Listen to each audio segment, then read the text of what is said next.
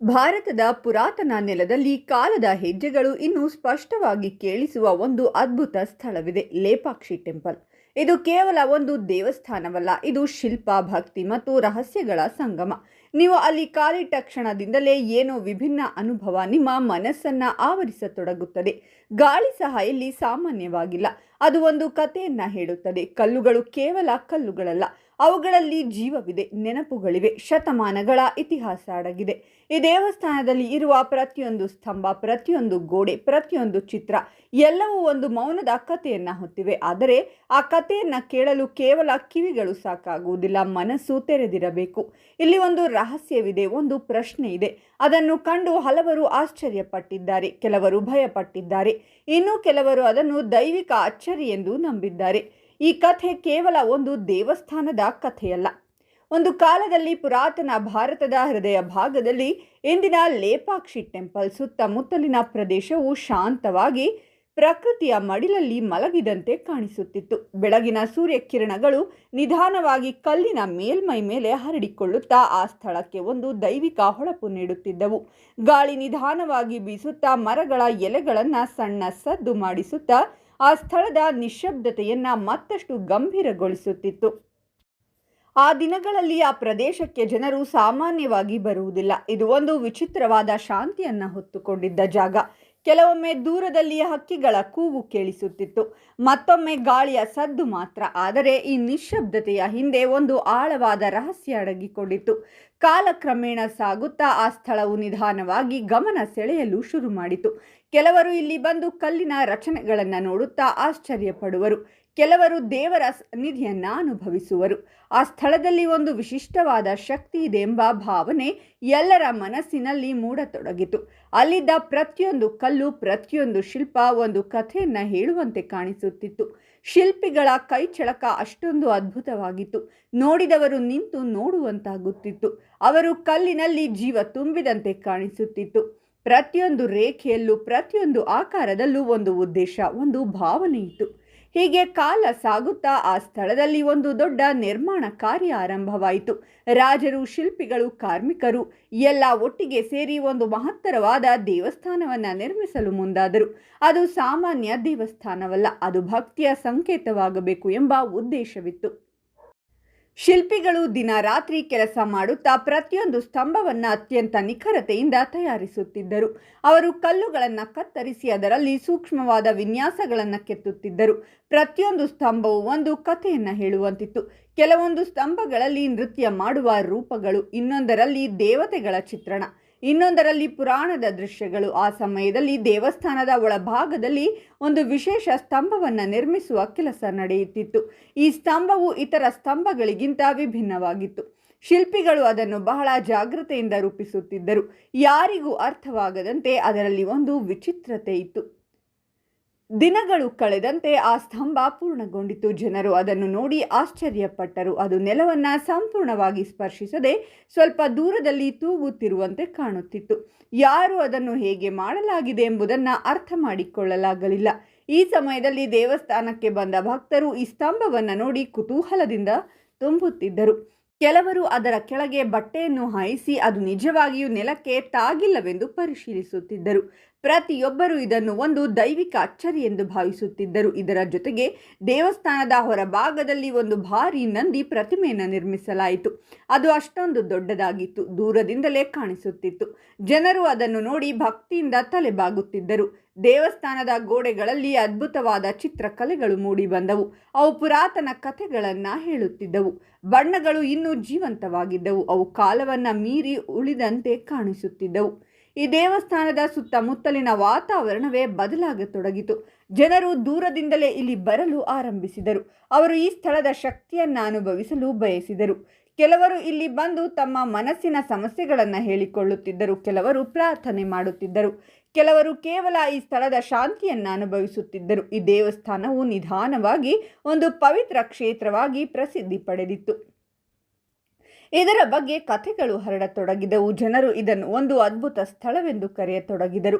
ಒಂದು ದಿನ ಒಂದು ವೃದ್ಧನು ದೇವಸ್ಥಾನಕ್ಕೆ ಬಂದನು. ಅವನು ಬಹಳ ಕಾಲದಿಂದ ಒಂದು ಉತ್ತರವನ್ನ ಹುಡುಕುತ್ತಿದ್ದನು. ದೇವಸ್ಥಾನದ ಒಳಗೆ ಹೋಗಿ ಅವನು ಆ ಸ್ತಂಭವನ್ನ ನೋಡಿದನು. ಅವನ ಕಣ್ಣುಗಳಲ್ಲಿ ಒಂದು ವಿಚಿತ್ರ ಬೆಳಕು ಮೂಡಿತು. ಅವನು ಸ್ತಂಭದ ಹತ್ತಿರ ಹೋಗಿ ಅದನ್ನು ಗಮನದಿಂದ ನೋಡಿದನು. ನಂತರ ಅವನು ನಿಧಾನವಾಗಿ ಕಣ್ಣು ಮುಚ್ಚಿ ಪ್ರಾರ್ಥನೆ ಮಾಡತೊಡಗಿದನು. ಅವನ ಮನಸ್ಸಿನಲ್ಲಿ ಏನೋ ನಡೆಯುತ್ತಿತ್ತು. ಸ್ವಲ್ಪ ಸಮಯದ ನಂತರ ಅವನು ಕಣ್ಣು ತೆರೆದು ಒಂದು ಶಾಂತಿಯ ನಗು ಮುಖದಲ್ಲಿ ಮೂಡಿಸಿಕೊಂಡನು. ಅವನು ಹೊರಗೆ ಬಂದು ಯಾರಿಗೂ ಏನೂ ಹೇಳದೆ ತನ್ನ ದಾರಿಯಲ್ಲಿ ಮುಂದುವರೆದನು. ಆ ದಿನದಿಂದ ದೇವಸ್ಥಾನದ ಬಗ್ಗೆ ಇನ್ನಷ್ಟು ಕಥೆಗಳು ಹರಡತೊಡಗಿದವು. ಕೆಲವರು ಇಲ್ಲಿ ಅದ್ಭುತ ಅನುಭವಗಳನ್ನು ಪಡೆದಿದ್ದಾರೆ ಎಂದು ಹೇಳತೊಡಗಿದರು. ಕಾಲ ಬದಲಾಗುತ್ತಾ ಅನೇಕ ವರ್ಷಗಳು ಕಳೆದವು. ಆದರೆ ದೇವಸ್ಥಾನದ ಮಹತ್ವ ಕಡಿಮೆಯಾಗಲಿಲ್ಲ. ಇದು ಇನ್ನಷ್ಟು ಪ್ರಸಿದ್ಧಿಯಾಯಿತು. ಇಂದಿಗೂ ಜನರು ಇಲ್ಲಿ ಬಂದು ಆ ಸ್ತಂಭವನ್ನು ನೋಡುತ್ತಾರೆ. ಅವರು ಅದರ ರಹಸ್ಯವನ್ನು ತಿಳಿಯಲು ಪ್ರಯತ್ನಿಸುತ್ತಾರೆ. ಆದರೆ ಅದು ಇನ್ನೂ ಒಂದು ಅಜ್ಞಾತ ರಹಸ್ಯವಾಗಿಯೇ ಉಳಿದಿದೆ. ಈ ದೇವಸ್ಥಾನವು ಕೇವಲ ಒಂದು ಕಟ್ಟಡವಲ್ಲ, ಇದು ಒಂದು ಅನುಭವ. ಇಲ್ಲಿ ಬರುವ ಪ್ರತಿಯೊಬ್ಬರು ತಮ್ಮದೇ ಆದ ಅನುಭವವನ್ನು ಪಡೆಯುತ್ತಾರೆ. ಗಾಳಿ ಇನ್ನೂ ನಿಧಾನವಾಗಿ ಬೀಸುತ್ತಾ ಆ ಸ್ಥಳದ ಶಾಂತಿಯನ್ನು ಕಾಪಾಡುತ್ತಿದೆ. ಕಲ್ಲುಗಳು ಇನ್ನೂ ತಮ್ಮ ಕಥೆಗಳನ್ನು ಹೇಳುತ್ತಿವೆ. ದೇವಸ್ಥಾನ ಇನ್ನೂ ತನ್ನ ರಹಸ್ಯವನ್ನು ಉಳಿಸಿಕೊಂಡಿದೆ. ಅಲ್ಲಿ ನಿಂತು ನೋಡಿದಾಗ ಸಮಯವೇ ನಿಂತಂತೆ ಅನುಭವವಾಗುತ್ತದೆ. ಎಲ್ಲವೂ ಒಂದು ಕ್ಷಣದಲ್ಲಿ ನಿಂತಂತೆ ಕಾಣುತ್ತದೆ. ಅದೇ ಕ್ಷಣದಲ್ಲಿ ಮನಸ್ಸು ಒಂದು ಆಳವಾದ ಶಾಂತಿಯನ್ನು ಅನುಭವಿಸುತ್ತದೆ. ಆ ಶಾಂತಿ ಆ ಸ್ಥಳದ ನಿಜವಾದ ಶಕ್ತಿ. ಹೀಗೆ ಈ ದೇವಸ್ಥಾನವು ತನ್ನ ಕಥೆಯನ್ನು ಕಾಲಾಂತರಗಳಿಂದ ಮುಂದುವರಿಸುತ್ತಾ ಬಂದಿದೆ. ಯಾರೇ ಬಂದರೂ ಅದು ಅವರಿಗೆ ಒಂದು ಹೊಸ ಅನುಭವವನ್ನು ನೀಡುತ್ತದೆ. ಆ ಅನುಭವ ಅವರ ಜೀವನದಲ್ಲಿ ಒಂದು ಗುರುತು ಬಿಟ್ಟು ಹೋಗುತ್ತದೆ. ಹೀಗೆ ಈ ಸ್ಥಳದಲ್ಲಿ ಪ್ರತಿದಿನವೂ ಹೊಸ ಕಥೆಗಳು ಹುಟ್ಟುತ್ತಿವೆ. ಹೊಸ ಭಕ್ತರು ಬರುತ್ತಿದ್ದಾರೆ ಮತ್ತು ಆ ದೇವಸ್ಥಾನ ತನ್ನ ದೈವಿಕತೆಯನ್ನು ಮುಂದುವರೆಸುತ್ತಿದೆ. ದೇವಸ್ಥಾನದ ಆ ಮೌನವೇ ಇನ್ನಷ್ಟು ಆಳವಾಗಿ ಅನುಭವವಾಗುತ್ತಾ ಅಲ್ಲಿ ನಿಂತ ಪ್ರತಿಯೊಬ್ಬರ ಮನಸ್ಸಿನೊಳಗೂ ಏನೋ ಒಂದು ಸೂಕ್ಷ್ಮ ಬದಲಾವಣೆ ನಡೆಯುತ್ತಿತ್ತು. ಗಾಳಿಯ ಸಣ್ಣ ಸ್ಪರ್ಶವು ಕೂಡ ಒಂದು ಸಂದೇಶವನ್ನು ಹೊತ್ತಂತೆ ತೋರುತ್ತಿತ್ತು. ಕಲ್ಲಿನ ಮೇಲೆ ಬೀಳುವ ಪ್ರತಿಯೊಂದು ನೆರಳು ಕೂಡ ಒಂದು ಕಥೆಯ ಭಾಗದಂತೆ ಕಾಣಿಸುತ್ತಿತ್ತು. ಲೇಪಾಕ್ಷಿ ಟೆಂಪಲ್ ಒಳಭಾಗಕ್ಕೆ ಕಾಲಿಟ್ಟಾಗ ಅಲ್ಲಿ ಬೆಳಕು ಮತ್ತು ಕತ್ತಲೆಯ ಆಟವೇ ಒಂದು ವಿಚಿತ್ರವಾದ ಅನುಭವವನ್ನು ನೀಡುತ್ತಿತ್ತು. ಸೂರ್ಯನ ಕಿರಣಗಳು ಸ್ತಂಭಗಳ ನಡುವೆ ನುಗ್ಗಿ ನೆಲದ ಮೇಲೆ ವಿಭಿನ್ನ ಆಕಾರಗಳನ್ನು ಮೂಡಿಸುತ್ತಿದ್ದವು. ಆ ಆಕಾರಗಳು ಕೆಲವೊಮ್ಮೆ ದೇವರ ರೂಪದಂತೆ ಕಾಣಿಸುತ್ತಿದ್ದವು, ಕೆಲವೊಮ್ಮೆ ನೃತ್ಯದ ಭಂಗಿಯಂತೆ ಕಾಣಿಸುತ್ತಿದ್ದವು. ದೇವಸ್ಥಾನದ ಒಳಗೆ ನಡೆದು ಹೋಗುವಾಗ ಪ್ರತಿಯೊಂದು ಹೆಜ್ಜೆಯ ಸದ್ದು ಕೂಡ ಪ್ರತಿಧ್ವನಿಯಾಗಿ ಹಿಂದಿರುಗುತ್ತಿತ್ತು. ಆ ಪ್ರತಿಧ್ವನಿ ಒಂದು ಕಾಲದಲ್ಲಿ ಇಲ್ಲಿ ನಡೆದ ಸಂಗತಿಗಳನ್ನು ನೆನಪಿಸುತ್ತಿರುವಂತೆ ಅನುಭವವಾಗುತ್ತಿತ್ತು.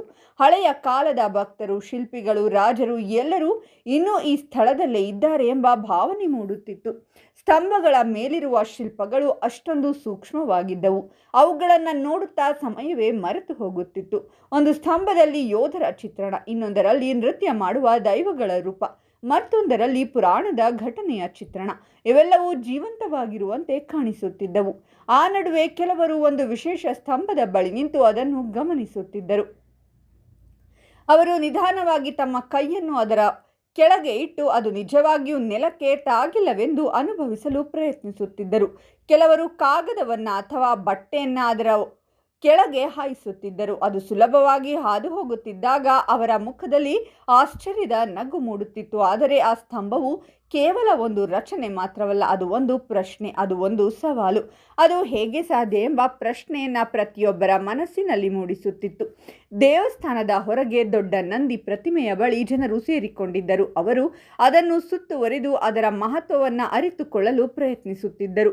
ಕೆಲವರು ಮೌನವಾಗಿ ಪ್ರಾರ್ಥನೆ ಮಾಡುತ್ತಿದ್ದರು, ಕೆಲವರು ಅದರ ಜೊತೆ ಫೋಟೋ ತೆಗೆದುಕೊಳ್ಳುತ್ತಿದ್ದರು, ಇನ್ನು ಕೆಲವರು ಅದರ ಮುಂದೆ ಕುಳಿತು ಧ್ಯಾನ ಮಾಡುತ್ತಿದ್ದರು. ಗಾಳಿಯಲ್ಲಿ ಸ್ವಲ್ಪ ವಿಭಿನ್ನವಾಗಿತ್ತು. ಅದು ಶೀತವಾಗಿರಲಿಲ್ಲ, ಆದರೆ ಅದು ಮನಸ್ಸನ್ನು ತಂಪಾಗಿಸುತ್ತಿತ್ತು. ಅದು ಕೇವಲ ಗಾಳಿಯಲ್ಲ, ಅದು ಒಂದು ಅನುಭವ, ಅದು ಆ ಸ್ಥಳದ ಆತ್ಮ. ದೇವಸ್ಥಾನದ ಗೋಡೆಗಳಲ್ಲಿ ಮೂಡಿದ ಚಿತ್ರಗಳು ಕಾಲದ ಹಾದಿಯನ್ನು ಮೀರಿ ಇನ್ನೂ ಜೀವಂತವಾಗಿದ್ದವು. ಬಣ್ಣಗಳು ಸ್ವಲ್ಪ ಮಂಕಾಗಿದ್ದರೂ ಅವುಗಳಲ್ಲಿರುವ ಭಾವನೆ ಇನ್ನೂ ಸ್ಪಷ್ಟವಾಗಿತ್ತು. ಒಂದು ಚಿತ್ರದಲ್ಲಿ ದೇವತೆಗಳ ಉತ್ಸವ, ಇನ್ನೊಂದರಲ್ಲಿ ಯುದ್ಧದ ದೃಶ್ಯ, ಮತ್ತೊಂದರಲ್ಲಿ ಭಕ್ತರ ಭಾವನೆ. ಇವೆಲ್ಲವೂ ಒಂದೊಂದು ಕಥೆಯನ್ನ ಹೇಳುತ್ತಿದ್ದವು. ಒಂದು ಹುಡುಗ ತನ್ನ ತಂದೆಯ ಜೊತೆ ದೇವಸ್ಥಾನಕ್ಕೆ ಬಂದ. ಅವನು ಆ ಸ್ತಂಭವನ್ನು ನೋಡಿ ಆಶ್ಚರ್ಯಪಟ್ಟನು. ಅವನು ತನ್ನ ತಂದೆಯನ್ನು ಕೇಳುತ್ತಾನೆ, ಇದು ಹೇಗೆ ಸಾಧ್ಯ? ತಂದೆ ಸ್ವಲ್ಪ ನಗುತ್ತಾ, ಇದು ದೇವರ ಅದ್ಭುತ ಎಂದು ಉತ್ತರಿಸಿದನು. ಆದರೆ ಹುಡುಗನ ಕಣ್ಣುಗಳಲ್ಲಿ ಇನ್ನೂ ಪ್ರಶ್ನೆ ಉಳಿದಿತ್ತು. ಅವನು ಮತ್ತೆ ಸ್ತಂಭದ ಕಡೆ ನೋಡಿದನು. ಅವನ ಮನಸ್ಸಿನಲ್ಲಿ ಒಂದು ಕುತೂಹಲ, ಒಂದು ಆಸಕ್ತಿ ಮೂಡಿತು. ಅವನು ಅದನ್ನು ಅರ್ಥ ಮಾಡಿಕೊಳ್ಳಲು ಬಯಸಿದನು, ಆದರೆ ಉತ್ತರ ಸಿಗಲಿಲ್ಲ. ಹೀಗೆ ಆ ದೇವಸ್ಥಾನವು ಕೇವಲ ಭಕ್ತಿಯ ಸ್ಥಳವಲ್ಲ, ಅದು ಕುತೂಹಲದ ಸ್ಥಳವೂ ಆಗಿತ್ತು. ಅದು ಪ್ರಶ್ನೆಗಳ ಸ್ಥಳ, ಅದು ಹುಡುಕಾಟದ ಸ್ಥಳ. ಒಂದು ಯಾತ್ರಿಕ ದೂರದ ಊರಿನಿಂದ ಬಂದವನು ದೇವಸ್ಥಾನದ ಒಳಗೆ ಕುಳಿತುಕೊಂಡಿದ್ದನು.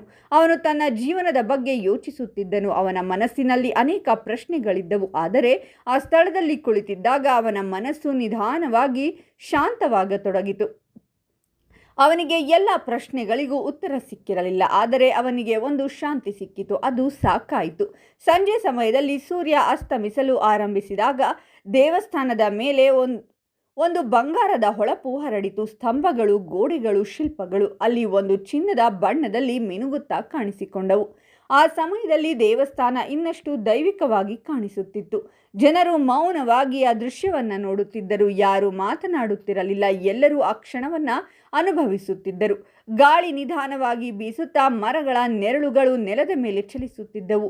ಆ ನೆರಳುಗಳು ನೆಲದ ಮೇಲೆ ಚಲಿಸುತ್ತಿದ್ದವು. ಆ ನೆರಳುಗಳು ಕೂಡ ಒಂದು ಕಥೆಯ ಭಾಗದಂತೆ ಕಾಣಿಸುತ್ತಿದ್ದವು. ರಾತ್ರಿ ನಿಧಾನವಾಗಿ ಇಳಿಯುತ್ತಾ ದೇವಸ್ಥಾನ ಮತ್ತೆ ಮೌನದಲ್ಲಿ ಮುಳುಗಿತು. ಆದರೆ ಅದು ಖಾಲಿ ಮೌನವಲ್ಲ, ಅದು ಕಥೆಗಳಿಂದ ತುಂಬಿದ ಮೌನ. ಆ ಮೌನದಲ್ಲಿ ಹಳೆಯ ಕಾಲದ ಪ್ರತಿಧ್ವನಿಗಳು ಇನ್ನೂ ಕೇಳಿಸುತ್ತಿರುವಂತೆ ಅನುಭವವಾಗುತ್ತಿತ್ತು. ರಾತ್ರಿ ಇನ್ನಷ್ಟು ಗಾಢವಾಗುತ್ತಾ ಲೇಪಾಕ್ಷಿ ದೇವಸ್ಥಾನ ಸುತ್ತಲಿನ ವಾತಾವರಣದಲ್ಲಿ ಒಂದು ವಿಚಿತ್ರವಾದ ಶಾಂತಿ ಹರಡಿತು. ಆಕಾಶದಲ್ಲಿ ನಕ್ಷತ್ರಗಳು ನಿಧಾನವಾಗಿ ಮಿನುಗುತ್ತಾ ದೇವಸ್ಥಾನದ ಮೇಲೆ ಒಂದು ಮೌನದ ಹೊದಿಕೆಯನ್ನು ಹಾಸಿದಂತೆ ಕಾಣಿಸುತ್ತಿತ್ತು. ಗಾಳಿಯ ಸಣ್ಣ ಚಲನೆಯೂ ಕೂಡ ಆ ಸ್ಥಳದ ಮೌನವನ್ನು ಭಂಗಪಡಿಸದಂತೆ ಬಹಳ ಮೃದುವಾಗಿ ಸಾಗುತ್ತಿತ್ತು.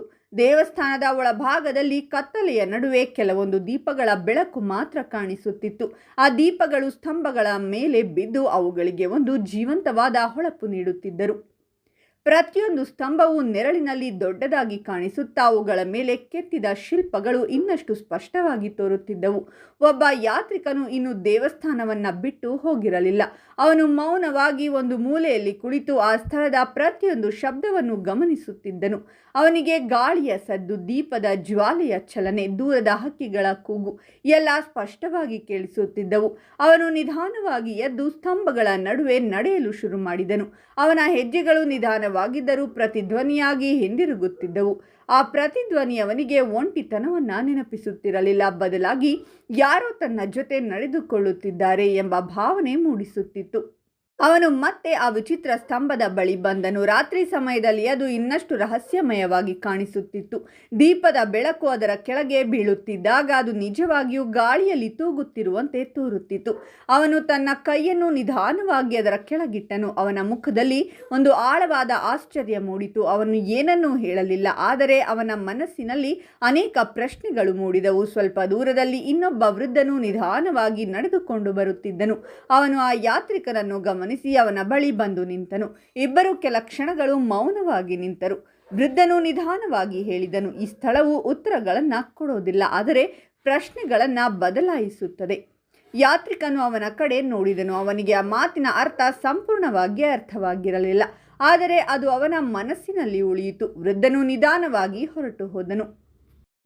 ಯಾತ್ರಿಕನು ಮತ್ತೆ ಸ್ತಂಭದ ಕಡೆ ನೋಡಿದನು. ಈಗ ಅದು ಕೇವಲ ಒಂದು ರಚನೆಯಂತೆ ಕಾಣಿಸುತ್ತಿರಲಿಲ್ಲ, ಅದು ಒಂದು ಸಂಕೇತದಂತೆ ಕಾಣಿಸುತ್ತಿತ್ತು. ರಾತ್ರಿ ಇನ್ನಷ್ಟು ಗಾಢವಾಗುತ್ತಾ ದೇವಸ್ಥಾನದ ಒಳಗೆ ಮೌನ ಮತ್ತಷ್ಟು ಆಳವಾಗಿ ಹರಡಿತು. ಆದರೆ ಮೌನದಲ್ಲಿ ಒಂದು ಚಲನೆ ಇತ್ತು. ಅದು ಕಾಣದ ಚಲನೆ, ಅದು ಅನುಭವಿಸಬಹುದಾದ ಚಲನೆ. ಕಾಲವು ನಿಧಾನವಾಗಿ ಸಾಗುತ್ತಾ ಬೆಳಗಿನ ಮುಂಜಾನೆ ಹತ್ತಿರವಾಗತೊಡಗಿತು. ಪೂರ್ವ ದಿಕ್ಕಿನಲ್ಲಿ ಸಣ್ಣ ಬೆಳಕು ಕಾಣಿಸಿತು. ಗಾಳಿ ಸ್ವಲ್ಪ ತಾಜಾ ಆಗಿತ್ತು. ಪಕ್ಷಿಗಳ ಕೂಗು ಮತ್ತೆ ಕೇಳಿಸತೊಡಗಿತು.